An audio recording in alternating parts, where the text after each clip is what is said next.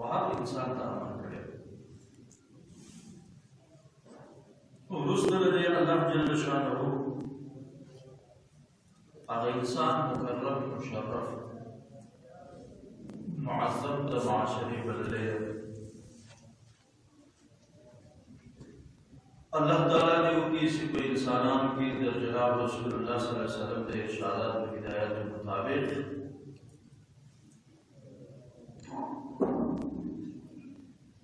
اگر صفات اللہ پاک قائم کی حکم سے انسان دے معاشرت کے محترم مخلوق دے انسان پر تخلیق کی اللہ پاک دماغ اور اعصاب پیدا کری دی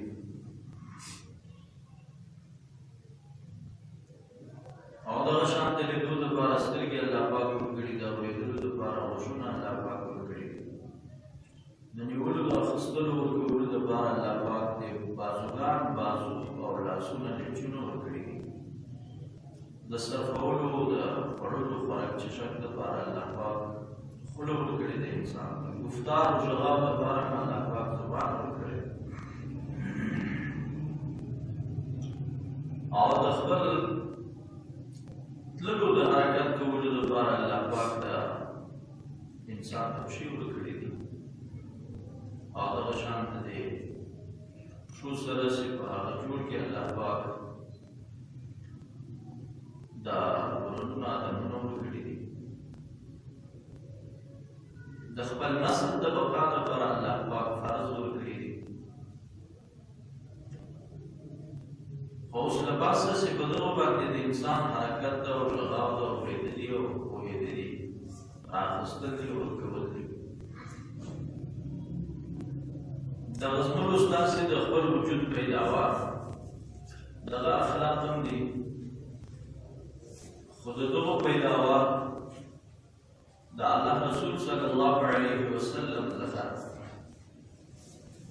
دغه آیات مبارکو په تفسیر کې پروردگار یو مشت حکم کړی دی په پښو باندې انسان تکي نو دا الله پاک کتاب مشتوي ولا تمشي في الارض مرحا په دې ځکه باندې تک داسې مکوسي هغه غرور وي تکبرانه تک وي دا په توجه چې دا ورسره دا کوي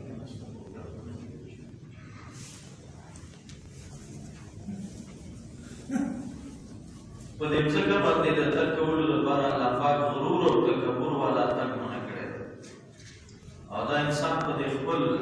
ورنونو په دې خپل وجود کې پیدا کړي نو دې په الله پاک دا امر متوجه شو او دا شان په قدم خستلو کې وقت په مشي الله پاک په خپل تکولو کې میانه راوځي معتدل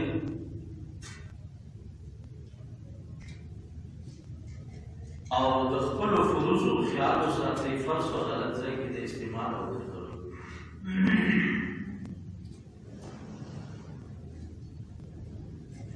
والذین هم لفروجهم حافظون الا على ازواجهم وما ملكت ايمانهم فانهم غير ملومين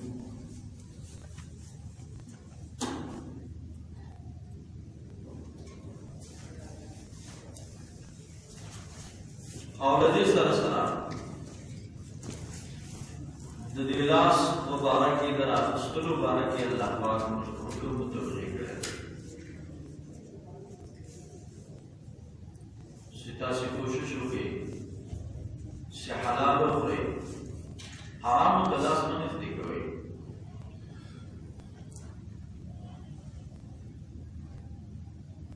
د دې بازو باندې د مظلوم د مسلمان د مؤمن امداد وکړي وخفض جناحك للمؤمنين دا خپل بازو طاقت د مؤمنانو په امداد کې استعمال اور خپل سره لا بچا سره چې د الله له یاد غافل هغو سره په دې زړه کې ځای مه ورکوئ.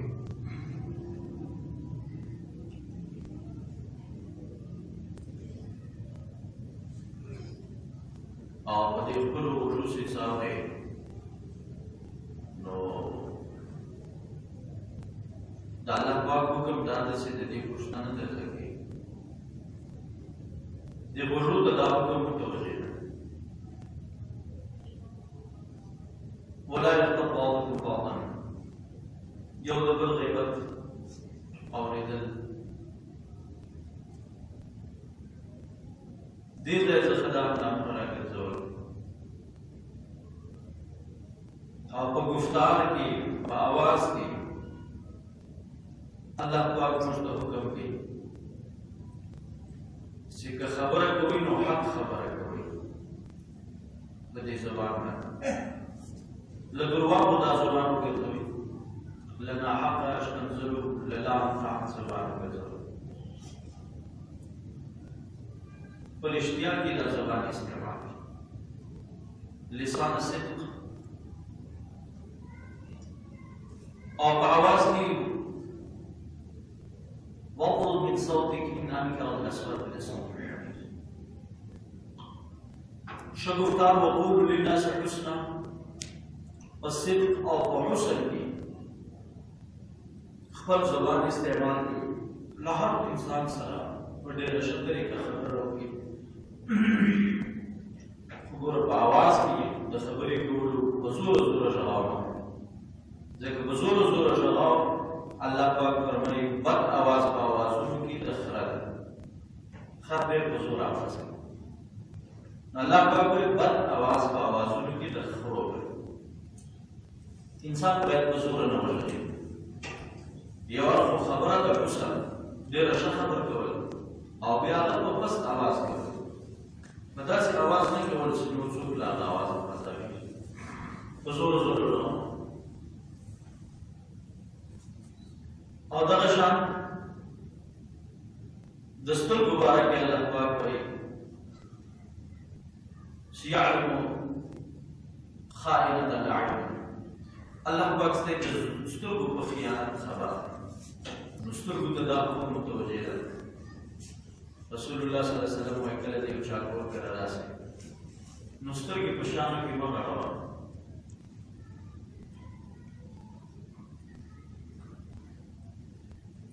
او دماغ ته الله پاک دا حکم متوجه کړی ده فلا تعقلون. اوس پوهنه ولې نه کوي؟ عقل ولې نه اخلي؟ له پښو تر سره پورې د هر عضو دپاره یو یو حکم یو یو رکاوټ په فري ازادانه طریقه د هغې استعمال کول دا غیر انساني او غیر اسلامي ده. ځکه دې امانت کې خیانت راغی، د الله د حکم تجاوز وشو. دا ورکړی بدن له سره د پښو د داسې خبرو پابند ده چې هغه خبرې یوازې دا نه چې بدن ته نقصان کړي بلکې فایده هم ورسوي، خو موږ یې بیا هم د هغه پابند نه جوړو. او له هغه حسن معاشرت پیدا کېږي. کله چې په انسان کې ذاتي صلاحیت پوره شو نو بیا هغه انسان په معاشره کې معزز او مکرم انسان، بیا له هغه په حسن معاشرت ډېر په اسانه انداز رانه. لکه د الله پاک رسول صلی الله علیه وسلم زموږ په دننه خویونو کې لکه موږ وایو په انسان کې دننه یو بد خوی ده د بخل. انسان بخیل وي، د مال او دولت چاته په شا نه ورځي. کنجوس او بخیل وي، د دې ډېر مذمت راځي. او د دې دولت باره کې الله پاک فرمایي چې دا بخل ځي تر هغه اندازې پورې چې تا سره د مال محبت خو پیدا شوی ده. نو په دې باندې بل اندازه څخه د الله پاک فرضیت هم پاتې شي. لازمي خبره ده. د یو چا نصرت په سړي لازمي خو سړی بیا نشي کولی. د یو چا نفقه په پر چا لازمي انسان یې بیا نشي کولی.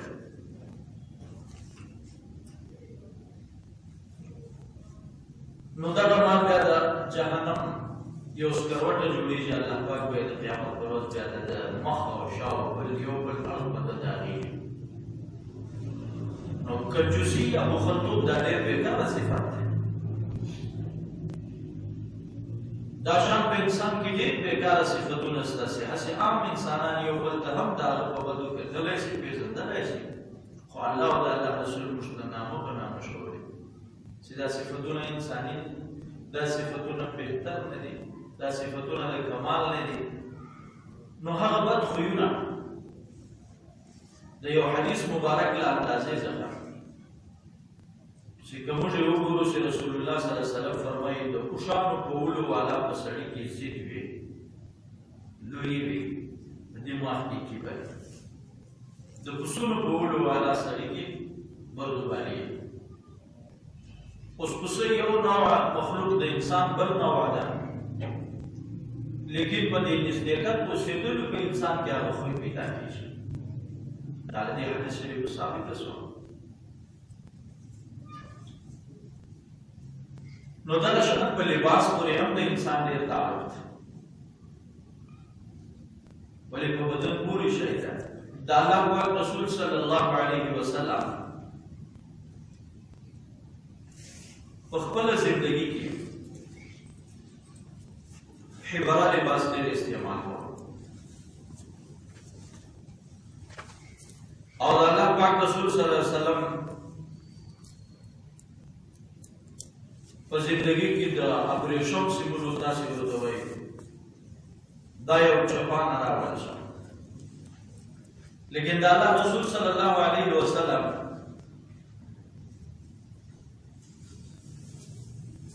هغه چپان خلقو ته ورکړه چې دا یوسئ. د ښځو کې به تقسیم کړي ځکه ښځو ته ابریشم روا دی، بلکې مفید دی ورته. دا موږ نه استعمالوو، او په یو ځای کې د الله پاک رسول صلی الله علیه وسلم وویل لا یلبس الحریر الا من لیس له من شیء فی الاخرة الا هکذا، وایي چې آخرت کې د چا برخه نه وي نو دا به هغه خلک استعمالوي. د ابریشمو استعمال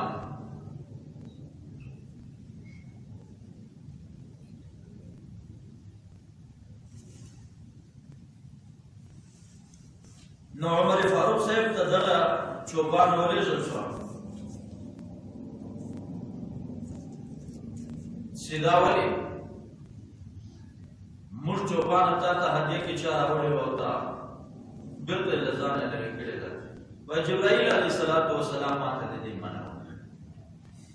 حضرت عمر فاروق صاحب ژړل.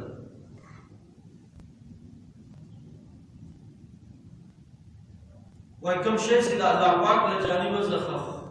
خوښ نه شو نو هغه شی دې بیا په ما څنګه پرېږدو، ما ته دې ولې ویل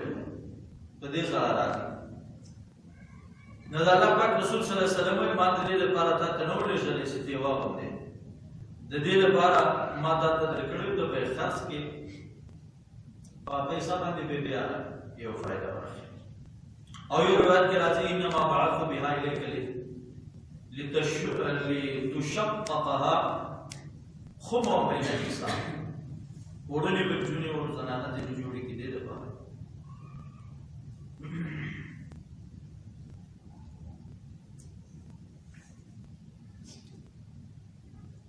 البته یو دوه صحابه دي عبدالرحمن ابن عوف او زبیر بن العوام، دې ته د ابریشمو د لباس د اغوستلو د الله رسول صلی الله علیه وسلم اجازه کړې وه، او دا اجازه ځکه کړې وه چې حدیث مبارکو کې دا واضح ده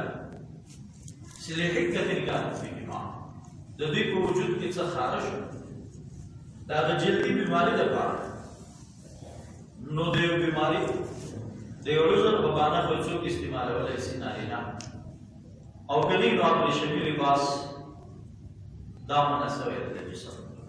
د نارینهو او د زنانو لپاره اجازه ده. خو د الله پاک رسول صلی الله علیه وسلم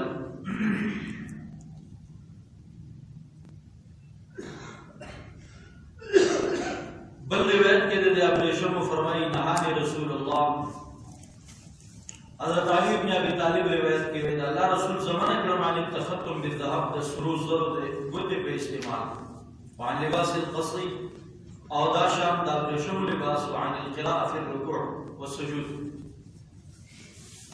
قرات په ولاړو شروع ده نو کله چې هغه صورت بالغ شو نو هغه وست په بیا رکوع ته تو خو هغه سره دا قرات د سره رکوع ته ولاړ شي هغه قرات رکوع ته یوسي دې ځم ته الله پاک رسول صلی الله علیه وسلم نه کړو وعن لباس المعصفر او د تکجر رنگ لباس نه الله رسول لیکن اللہ رسول صلی اللہ علیہ وسلم کو کم لباس دیر اغسطو حضرت انس بن مالک صاحب ویسی محبوب لباس رسول اللہ صلی اللہ علیہ وسلم کا قلنا لانس بن مالک ای اللباس کانا احب الى رسول اللہ او اعجب الى رسول اللہ یا انس بن مالک صاحب دا اللہ رسول صلی اللہ علیہ وسلم کا کم لباس دیر محبوب و کم لباس دیر و تخندور قال لحبا انس بن مالک صاحب حبارہ لباس حبارہ لباس نہ ہوئی دا مخططہ لباس سیاہے کی لکھی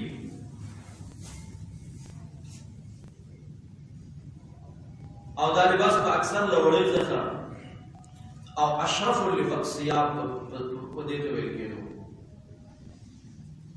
او نووی صاحب هي ثياب من کتان او قطن محبرا تاسمون تاسی ورتوائی کاتن عربی کی ورتوائی کتان دا لباس بہتر او قطن یا پمبا مونږ تاسو وړي ورتوائی دا وړي لباس یا د سپنسی لباس دا بہتر او مسینا سیاغه شایسته سوی محبرہ دا ترجمہ اور ذکر تعبیر تزیین اور تحسین تو ہے دا تعبیر معنی تزیین اور تحسین یہ شیء شایستہ کول یہ شیء خوبصورت کول رسول اللہ صلی اللہ علیہ وسلم تا حبارہ لباس دیر فرندوار اور ہمیشہ بے استعمال دا حبارہ لباس استعمال کرو لیکن نیمو روایتوں کی لکہ امام داودی صاحب ہوئی پدی کی با اکثر زرغن رنگ ہم راتلو بہرحال خو لباس کی دا اللہ رسول صلی اللہ علیہ وسلم حبر لباس حبر من التحبیر تحبیر التزین والتحسین سیو لباس دیر شائستی او لباس دیر مزین بھی او آغا کی خطوط اولی کی معلومی دا شان لباس دا اللہ دا رسول صلی اللہ علیہ وسلم محبوب لباس نو دا لباس دا انسان دا جسم سے تعلق دا دیم دا اللہ دا رسول صلی اللہ علیہ وسلم دا انسان پر ذاتی اصلاح کی لدے ہدایت کرے لدے بات زمون وسطہ سے زندگی کی بیار انسانان و سر معاشرت سر تعلق رہے اگر ہدایات تے تو مکمل معلوم دے کہ اللہ پاک نے زمون وسطہ سے پہاز رحم ہوگی سچون کے دادا بدن آدھر زندگی دا پا دی دنیا کی امانت در انسان سر دی پر ختم دلو باندر انسان سر باقاعدہ آغاز در حساب کیجی لے ابتدا در انتحاب ہوئی نو کدا چیلی پشن طریقہ باندی سب تو رسی جی ویا خاتمہ پا خیر سے انسان پا دی زندگی کی کامیاب ہے او کدا پنور تسو او زور باندی خراب رسیدہ زندگی نو بیا اللہ پاک دی پہ انسان رحم ہوگی بیا بداغی عاقبت و حساب خراب سے خودی کی معاون تمام آغا اسباب سے اللہ رسول صلی اللہ علیہ وسلم میں دے ہدایات و دے ارشادات و بنا مبانی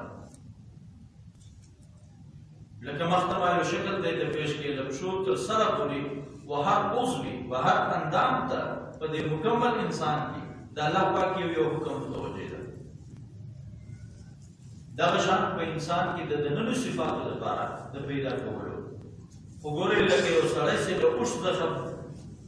بېکاره صفته اخیستلی شي چې حدیث مبارک دی واورېدو د اوښو په ولو سړی ضدي وي کبر لري غرور لري په سر کې نو اوښ خو جلا نه وه یو حیوان د انسان جلا یو نه وه حیوان او د کوڅو په اور کې سړی بیا تحمل او برداشت کوي.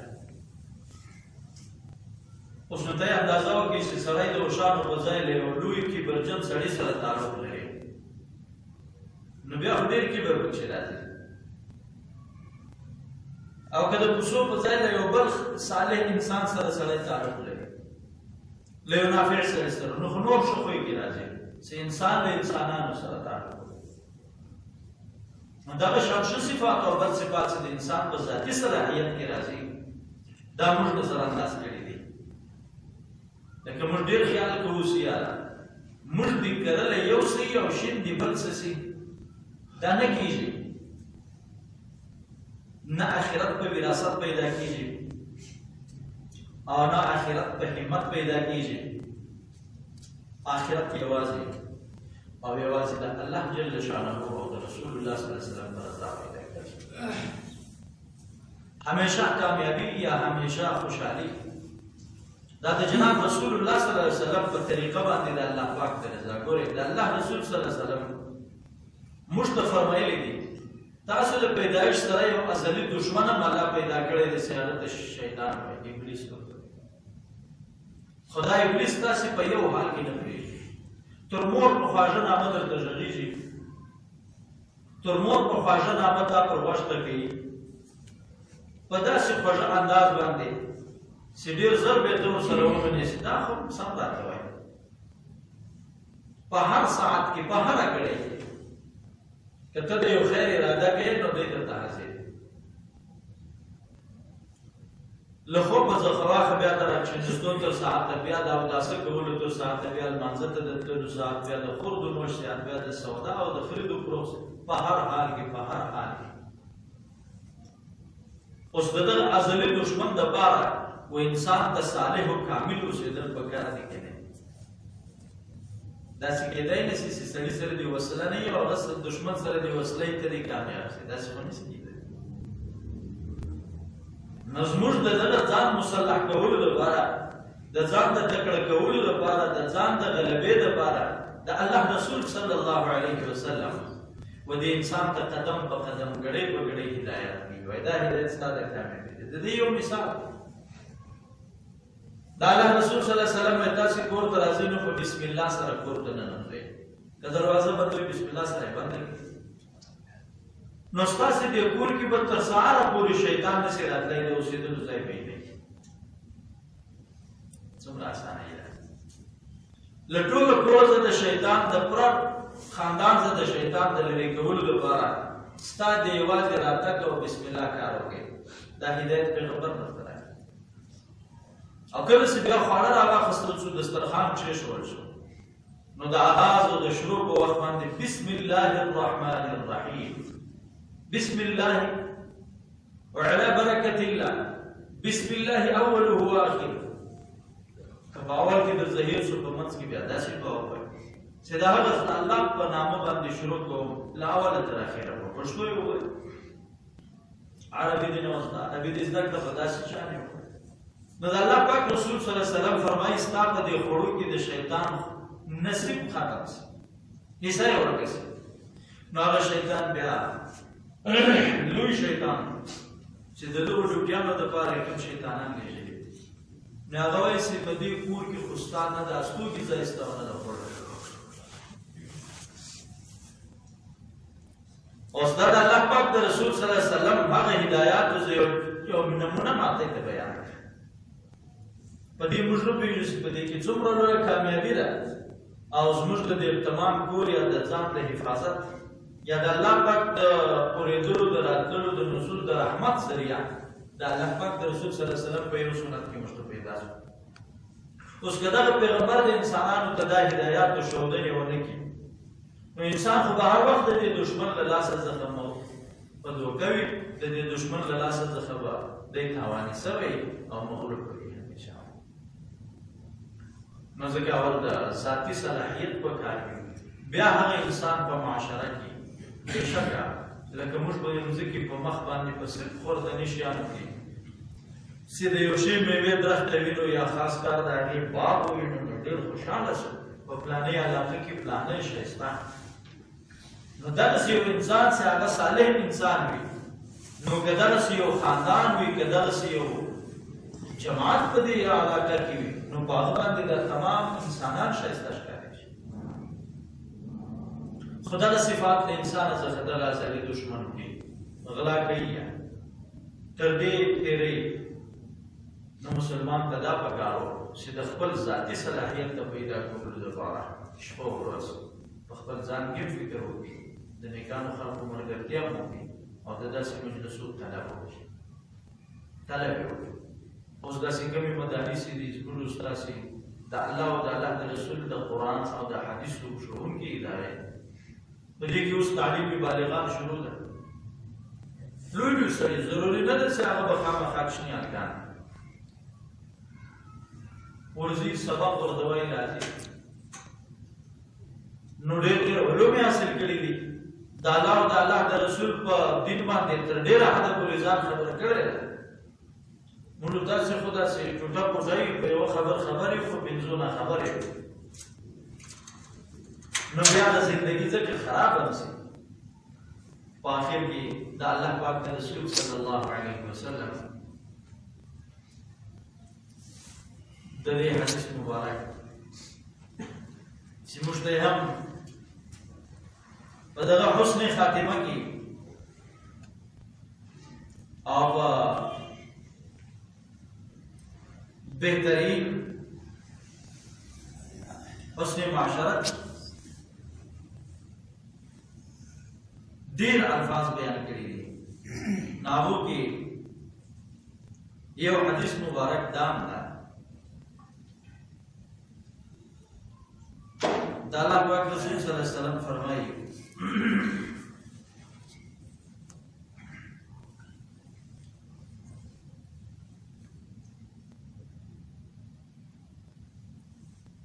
چې یو سړی کپړې اخیستې وې، کالي کړي وو، نو په دې کالو کولو کې چې یو واغوستل یو ځوان سړی و. خو دا حدیث مبارک کې راځي چې دا ستاسې ترمت مخته تېرو امتو کې و. نو په کبر او غرور سره په دې کپړو کې روان. نو بیا د الله پاک قهر ورته وشو، مځکه ورته څیرې شوه او دی پکښې ننایستی، داسې په رفتار کې په ژوندي حال د الله رسول صلی الله علیه وسلم موږ ته فرمایي فخسف الله به الارض فهو يتجلجل فيها الى يوم القيامه. وایي دا په دې مځکه کې به روانې تر قیامته پورې په دې عذاب کې، ځکه د الله پاک په قهر ورته وکتل.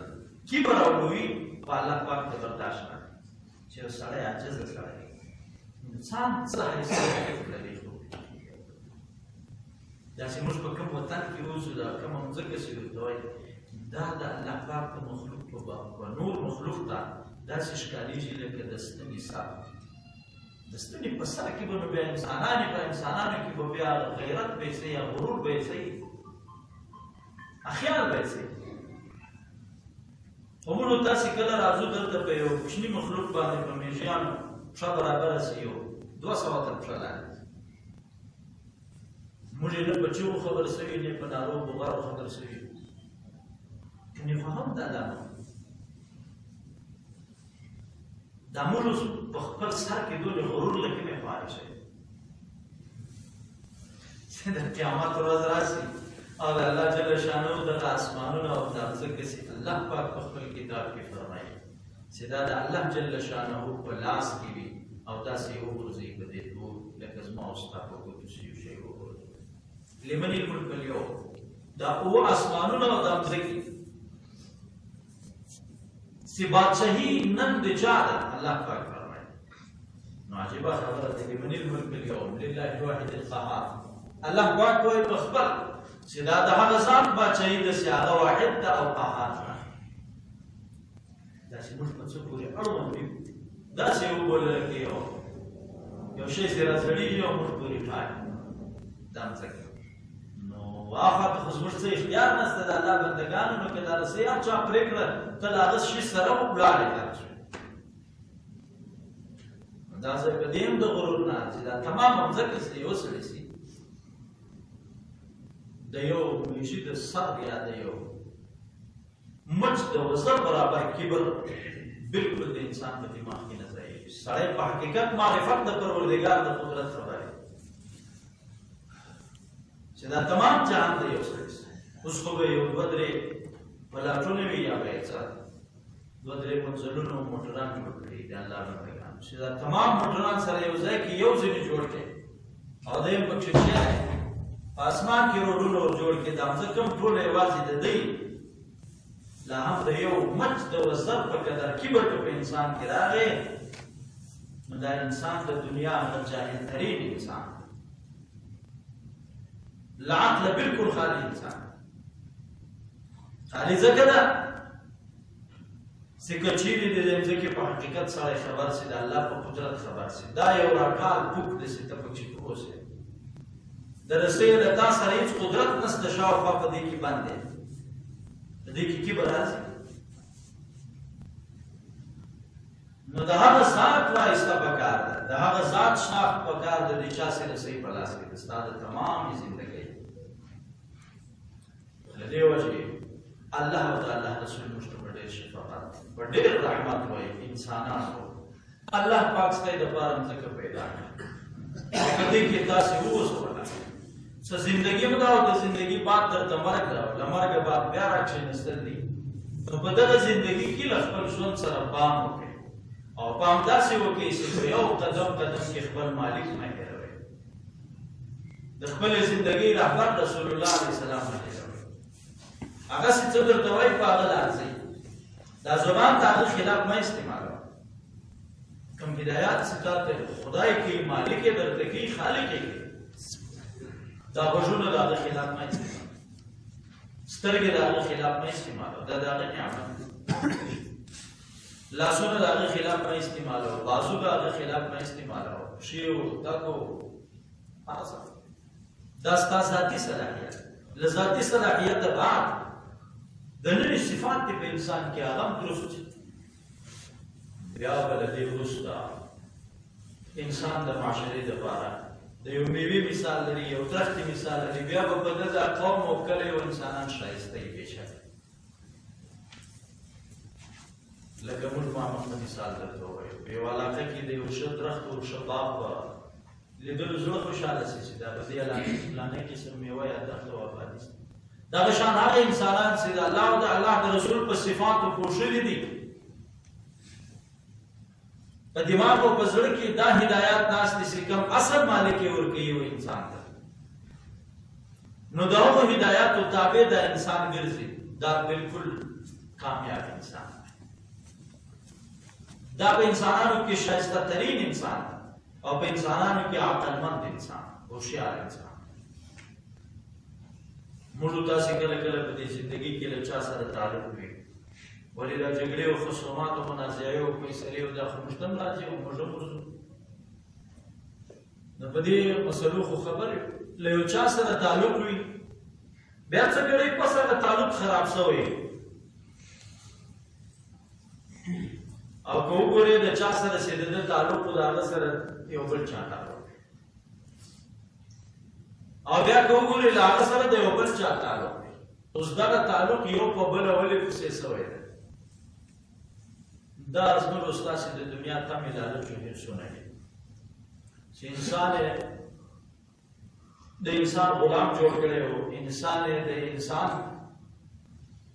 له خپله مالکه هېر کړی نو بیا هغه رسۍ ته درک هم نشته دلته دا علم هم نشته چې ما ته د چا شناخت پکار که ده تجربه وای نو ده ته پکار و چې د دې رسۍ شناخت یې کړی وای چې دا تا ته ښه ښکارېږي د دې درختې شاخ له کومه ځایه ته بیخي چېرې یا خو به د اول هغه ځای ته ځان رسولی و چې هغه شاخ پرې کېدلی نه هغه شاخ چا ادا کولی نه نو بیا به بېشکه دې مقصد ته رسېدلی وي او که بیا دلته د تګ وس نه وای نو دا شاخ خو دې په دې نیت نیولی وای چې دا د فلاني درخت شاخ اوس موږ تاسې او له خپل رب سره په تعلق کې ډېر فرق ته ځو نو د الله رسول صلی الله علیه وسلم موږ ته دغه راشئ چې ستاسې رب څوک دی تاسې څوک یاست تاسې د خپل رب سره د تعلق پیدا کولو لپاره په زندگی کې چې ستاسې رب له تاسې سره همیشه وي، تاسې له هغه رب سره همیشه یاست، تاسې کامیاب او خوشحال یاست، نو د هغه لاره دغه ده، پیغمبر علیه السلام یې وښیي. خو نور انسانان بیا د دغو لارو په منځ کې لکه ازلي دښمن ابلیس و شیطان او د هغه اعوانو ملګري، هغه د دې لارو د تعلقاتو د پرې کولو دپاره هر ځای خپلې اډې جوړې کړي. او څوک په دې خبر دی چې دا هغه اډه ده چې زموږ شاخ و تار پرې کوي، او څوک په دې نه دي خبر. څوک له هغه ځان ګوري او څوک یې نه ګوري. بس د ناکام او د کامیاب انسان دغه مدار ده.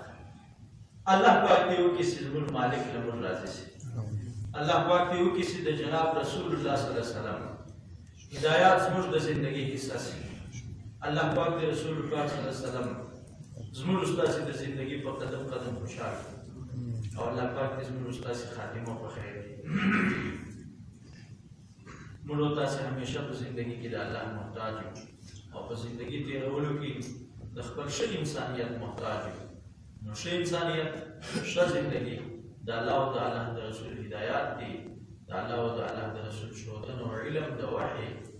موږ ته د الله پاک له هغو څخه کامله برخه نصیب وګرځي.